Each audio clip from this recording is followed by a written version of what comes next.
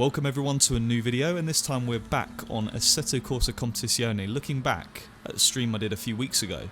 More specifically, I was doing a league race called the Actual Vision Community Racing League, and in the Pro Division, and to be fair, a lot of the quickest drivers on ACC are in this league, so for me, it's a perfect benchmark to see where I'm at on the game. Now, ACC is my favourite racing game slash sim, whatever you want to call it. I personally think it's the most immersive, the most enjoyable to drive, and that's my view. I understand everyone has their own view on this. I understand there's quite a lot of arguments over this topic, so if you do want to argue, you know exactly where to go in the comments below, and I'll see you down there at some point. But anyway, into the video.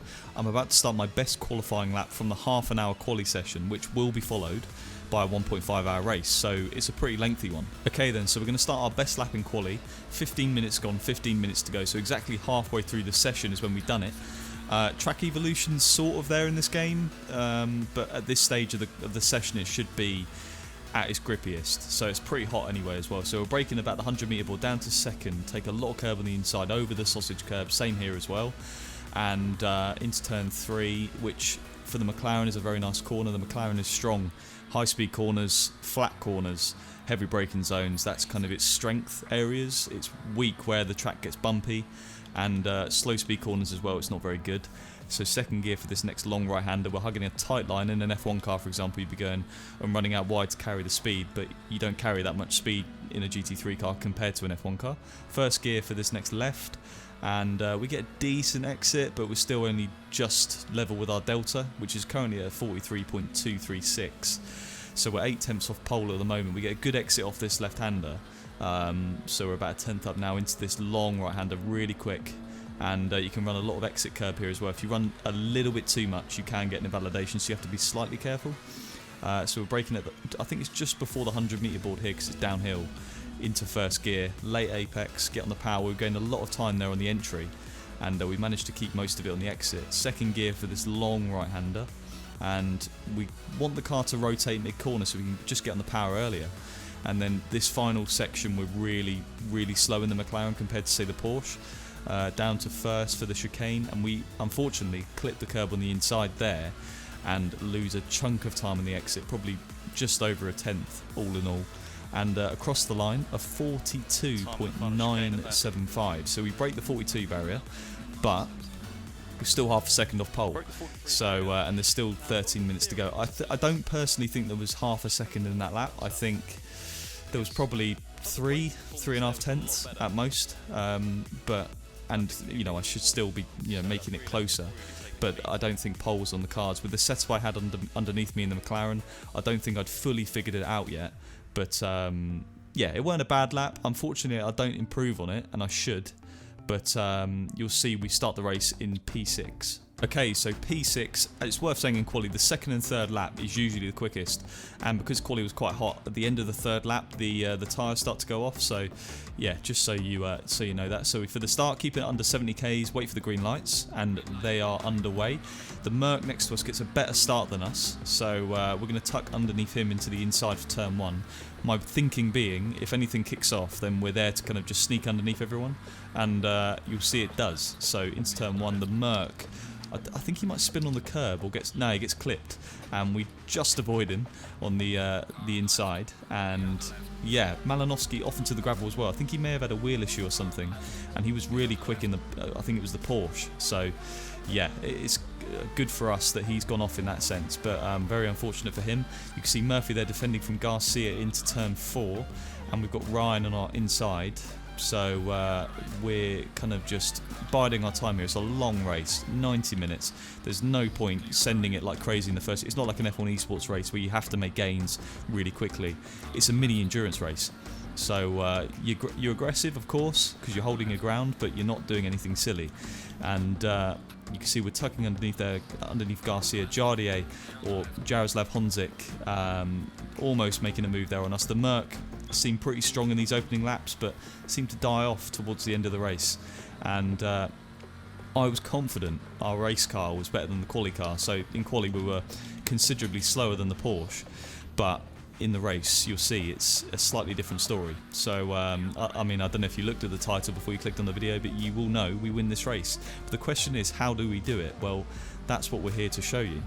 and Garcia just in front of us going into sector 3. Murphy and Ryan Meenan, I don't know how to pronounce their name, but they've gapped us a little bit, which is not good. And Sean Arnold in the Porsche is leading out front by quite a margin now. So if I'm going to win the race, I need to get on with it. And it was my first race of the season, it's worth saying. It was the second to last race of the championship, so I had nothing to lose really. I wasn't going for the championship or anything, so my net goal was to win the whole thing. And you can see Garcia defends going into turn 1.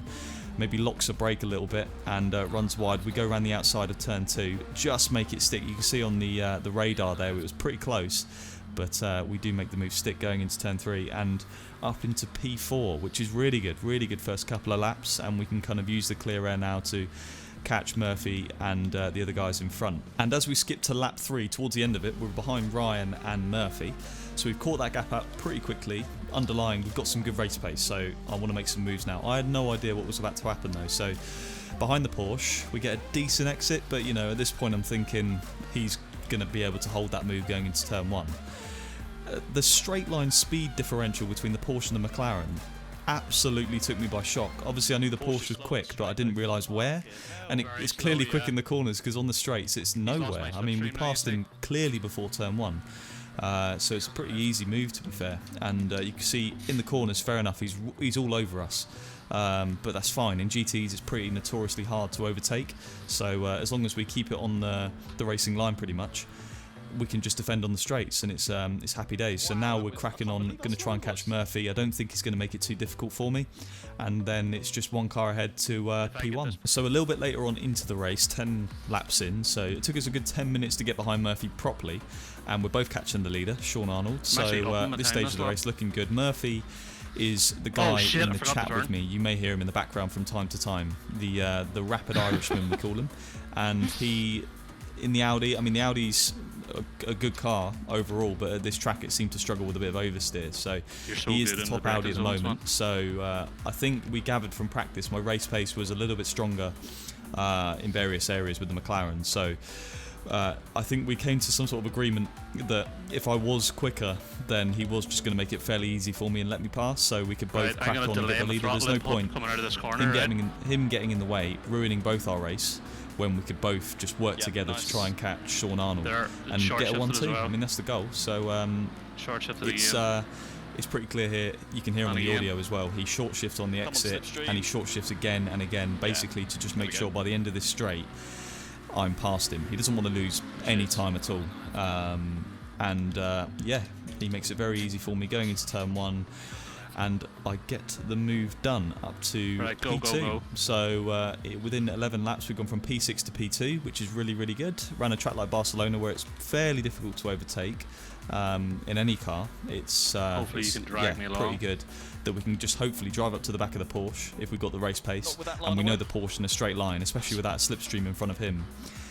He's going to be fairly easy to get on the straight. So yeah, I mean, there you go. We could get a big oversteer moment in the right-hander, which I can imagine Murphy wasn't very happy about. He let us pass, and then we're kind of holding him up for a little bit. But I get my head down, and you'll see I do catch him in the end. And ACC itself, I mean, the reason I'm doing these races is to get familiar with it, understand the car a bit more, because you know, McLaren Shadow, McLaren, Jensen Team Rocket RGM, whatever. I'm heavily associated with McLaren, so I want to understand the car. So if I do esports in ACC, I know what I'm doing with the setup, how to drive it, how to get the most from it. And SRO, ACC, the esports on this game this year is looking promising. It could be quite exciting, so I suppose watch this space in that sense. But anyway, back into the race. You can see we're coming up behind a back marker now. Dow King, I think his YouTube name is, but Darren King in the Ferrari, who is quick. I don't know what happened. Maybe he had a bit of an incident or something, but we're coming up to lap him, and we haven't really made any inroads into Sean Arnold in the Porsche yet, so we need to basically get rid of the Ferrari as quick as possible. I think he is very kind to us on the next straight. You'll see he does let us pass, so we lose a minimal amount of time behind him. I do flash him because I'm in a hurry. I did hear that in league racing that flashing is not considered very nice, so yeah, maybe I should tone that down. But I mean, in real life you flash pretty much on every straight, so yeah, I probably will continue doing that anyway. Sean Arnold still 2.1 seconds ahead of us, and as I said, we're not really making any inroads. I thought we would be by this point, so maybe he was conserving a bit of pace at the start, and now he's fully kind of letting it go. But you'll see what happens very soon. I think he makes a little bit of a mistake, and we do end up being right on the back of him. Now then, this is when it starts to get interesting. So Sean Arnold is only just over a second in front of us, but he's got a back marker in front of him going into Sector 3, and the back marker, Kennedy, is not very kind to him, should we put it that way. So I think we will catch Sean anyway, because at this stage of the race we do seem to be a bit quicker, but this is certainly not helping his case, and if we do get into the slipstream kind of zone, then it's going to be even more difficult for him. So Kennedy should really get out of the way before Sector 3, but he doesn't, and through the chicane he's holding Sean up. Sean gets a bit of an oversteer moment, maybe getting a bit frustrated behind the back marker, and all of a sudden we're right on the back of him. So and we saw what happened with Ryan with the other Porsche in the slipstream, and he's lost the slipstream now to Kennedy. We're just going to drive straight past him. The straight line speed of that Porsche, I don't know what is going on, but it's so slow. I mean, it took me by shock on the stream, and it still does now. So we've now got the back marker ahead of us. We take the lead of the race, which is very unexpected, but very good. From P6, within 19 laps, we've gone from 6th to P1. And the car's feeling good, pressures are good, setup feels good. I feel comfortable with the car on the track. So at this stage, I'm getting quite excited. You know, I think that the win is definitely on the cards now. And you can see we're flashing the back marker. He gets out of the way pretty much immediately. So we got pretty lucky there with the traffic. Feel a bit there for Sean because the back marker didn't help him at all. But you'll see Sean for the next pretty much half an hour or even more is on the back of us the whole race, puts a serious amount of pressure on, and it's very hard to deal with because the Porsche in Sector 2 and Sector 3 especially is so quick that he makes my life pretty difficult, I'm not going to lie. And so 48 minutes left to go in the race, and you can see we've got someone right behind us. I think that might be a back marker. Oh no, it's Garcia, is it? No, it's not. It's a back marker. Sorry, I was getting confused.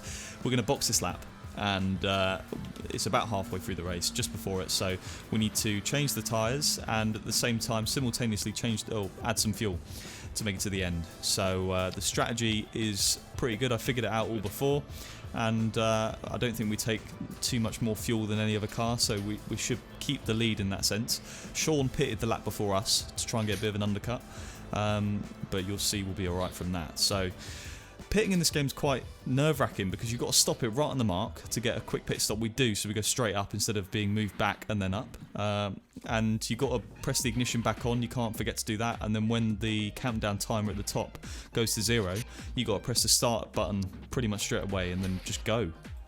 But doing it under pressure in the moment is, it's not comfortable, should we put it that way. But anyway, the race is looking smooth.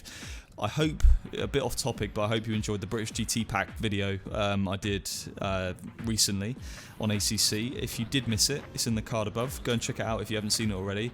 The content in it looks awesome. I think the races for this league, which I'm doing on my Twitch every Wednesday. So if you don't follow me on Twitch, go and follow me there. The links are in the description below.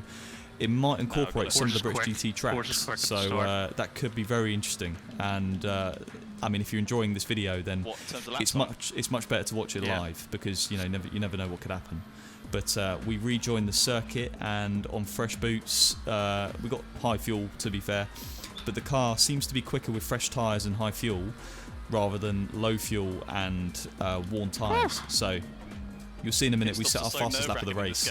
I think it may be the race's fastest lap of the race as well. So we've got a little bit of a gap over Sean. He's about a second behind us, so that's worked out quite nicely. But you'll see over the next 20 minutes he puts some serious pressure on us. So let's have a little look at the fastest lap of the race then. So coming onto the main straight, we're going to start the lap. We just did a 43.473, so not a bad lap, but we do improve it ever so slightly on this lap.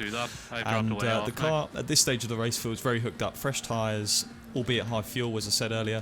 Second gear, light quality, over the curb, over the sausage curb on the left as well. If you clip the sausage curb, it does upset the car quite a lot.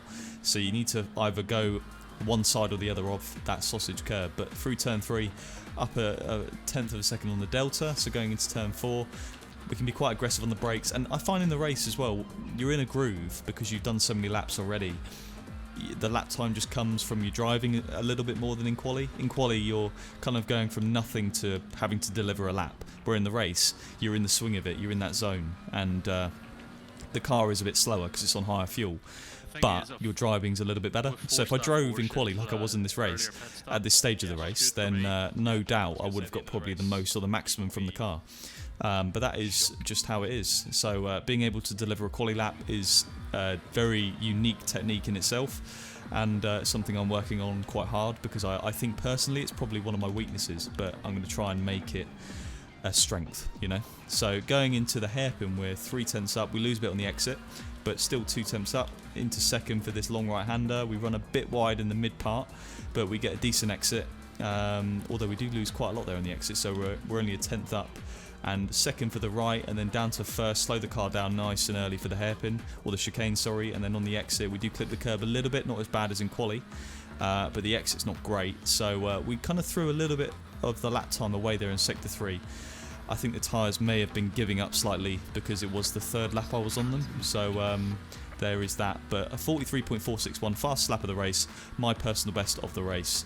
And the rest of the race really is kind of race management. Keep Sean behind us, save the tyres a little bit, make sure our fuel's going to last till the end of the race, and yeah, win the race. So as I mentioned earlier, some of that serious pressure Sean puts us under throughout the race, you're about to see it. So going into the third sector, into the hairpin, we basically mess up the braking. We turn in a bit early, we start engaging into the ABS, we push the nose going into the mid part of the corner. Sean gets a really good hairpin on the exit, almost has us, but we managed to fend him off.